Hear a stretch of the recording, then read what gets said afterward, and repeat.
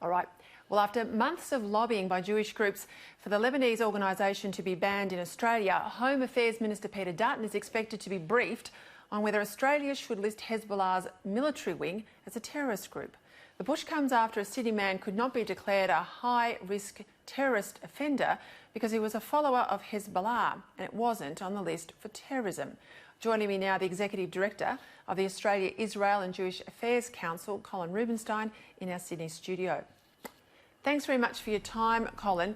I have to confess, Pleasure. I know that I think it was back in 2003 Hezbollah was initially listed, but I didn't realise there was still this gap that's evident in the information in the Parliamentary Intelligence Committee that came out that recommended 12 months ago that Australia remedy this oversight.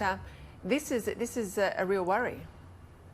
This is a long-standing festering sore. Yes, in 2003 we listed something called the External Security Organisation of Hezbollah, which was founded itself in 1982 in Lebanon by Iran's Revolutionary Guard Corps. So it's a proxy of Iran, founded in Lebanon's Shiite community. It's a notorious international terrorist and criminal group. It's wrought terrorism across many continents, in Europe, obviously, across the Middle East, in South America, in Asia, and there's lots of evidence that it's been active in Australia too, and Australians involved in terrorism, such as in Bulgaria in 2012. But this ESO, it's like a fictional part of Hezbollah. It's a small part of Hezbollah. Yes, it's been relevant to Australia, but our Five Eyes partners, for example, have banned the whole of Hezbollah, both its military wing and its so-called political wing, because they recognise, and other countries have done it too, of course, like France and Israel, Netherlands, and most recently Argentina. But the Five Eyes, and that includes Britain last year, joined with Canada and the United States, and even New Zealand banned the military wing of Hezbollah some time ago. So we're really behind here in a bad way, precisely at a time when Hezbollah is becoming emboldened and more influential right across the Middle East and even internationally. So yes, we're well overdue for this review, because Hezbollah itself says there's no wings. They're two wings of the same bird. And that's why our allies, as I've said, have prescribed the whole of Hezbollah. So we've got a lot of catch-up to do in this country. And of course, from the committee's report last year, Peter Dutton had 12 months to respond. That 12 months is nearly up. There's been media reports. I've clarified with his office he will have a briefing. I don't know the immediate time frame, but the briefing's in the offing. And we would hope, wouldn't we, that they rectify this omission and Hezbollah is listed pretty much forthwith. What's been the excuse to date? Can I just add there, Peter, though, that the Parliamentary Committee, a very fine committee headed by Andrew Hastie and Anthony Byrne, its bipartisan recommendation. Their recommendation was welcome, but it only went so far as to recommend banning the so-called military wing. So while well-intentioned, frankly, it simply doesn't go far enough. We actually need to prescribe the whole of Hezbollah, because this is a superficial division that makes no sense at all. All right, well, leave that with me. I'll follow it up with the Minister's office to get a response on that. Another issue that you were out in the media about in the last couple of days, and certainly was picked up again today, the United Nations Human Rights Council has released a blacklist of 112 international and local companies that operate in the Israeli-occupied territories, suggesting that these companies are somehow aiding the commission of war crimes. Now, I am no fan of this human rights entity, the Human Rights Council, the UN Human Rights Council. I remember way back when the coalition was first elected, Julie Bishop was hell-bent on putting Australia up, spending literally millions of dollars trying to secure votes to go on this committee. I think it's a roving membership, 47 members on the committee. Tony Abbott knocked it back repeatedly. When he departed, Malcolm Turnbull said she could go for it. Australia's on there. What's Australia's position been? Well, look, I mean, in a way, Australia's playing a valiant role there. You know, Prime Minister Morrison has made it clear at that council and the UN agencies he won't let, the so-called pursuit of human rights actually masquerade and camouflage the underlying anti-Semitism and bias against Israel that operates in these organisations. So the US has left the Human Rights Council. Australia is there, and according to experts, we're actually leading the fight against this notorious anti-Israel bias. And of course, this proposal to blacklist these countries providing real services, important services for Palestinians, Israelis, Jews and non-Jews alike in the West Bank. It reminds you of the witch hunt against the Jews by the Nazis. Nothing more, nothing less. It's appalling, and Australia, I think, is taking a very strong stand against this, as we are in other bodies like the International Criminal Court.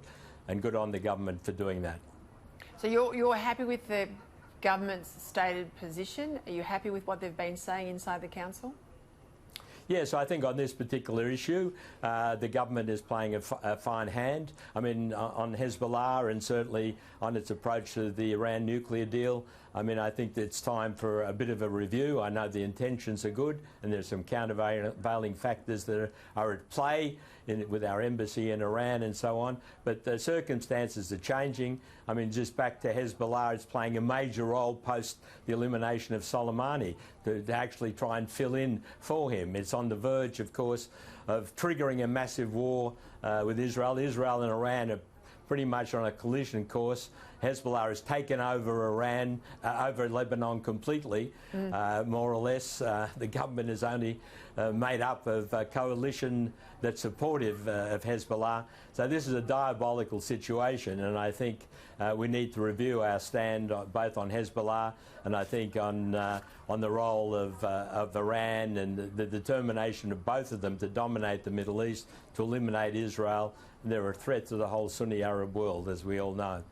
Right, a little bit closer to home, and I think, you know, we've got to keep talking about this so that there isn't a cover on the issue in the main debate, public debate in this country. Yet again in Victoria, we've had reports of anti-Semitic packages being sent to a business person. This comes on the back of all the stuff we saw at the recent UK election. There is a report, Executive Council of Australian Jewry, saying that Semitism is up, 368 incidents in the 12 months between October 2018 and September last year, including 225 attacks and 143 threats, which would suggest a rise in anti-Semitic behaviour in Australia. This has got to be concerning to the broader, not just the Jewish community, I think anyone in Australia who was very proud of the place the Jewish community has in our country. But this feels like a trend, Colin, around the world.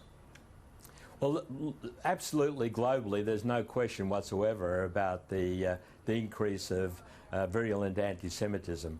You know, whether we're looking in Europe and even in the United States, where we've seen appalling attacks and synagogues in Pittsburgh and Poway, for example.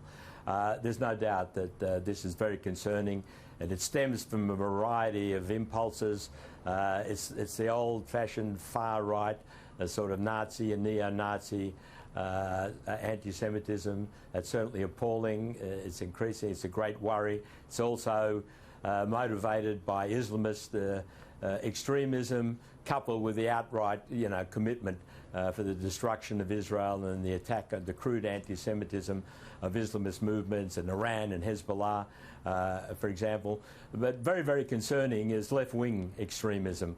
You know, the alleged pursuit of human rights masquerades an underlying anti-Semitism, which is implicit in campaigns of the boycott, divestment and sanctions movement, the BDS, which won't affect Israel but spins off into attack on Jews and Jewish businesses and Jews in business on campus and elsewhere, in the extreme positions of that movement, which is essentially the end of Israel, the undermining of Israel, the commitment to the right of return, which means the demographic destruction of Israel, and the general demonisation of Israel, which spills over into crude anti-Semitism, which we witness in all sorts of places globally.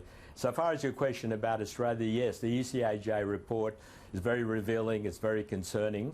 But Australia, fortunately, is not quite in the same bad place that we see internationally. Any anti-Semitic incident, whether it's graffiti, of which there is definitely a great increase, or violence or threats, of course, is deplorable, and it's up to responsible leadership to condemn that sort of anti-Semitism and bigotry in general. Too. Correct. We saw it in schools, Colin, and this is where parents have got to take a lead and other students take a lead, and hopefully, as I said, keep talking about it, highlighting the issue, will bring it to an end. Colin Rubenstein, thank you very much for your time.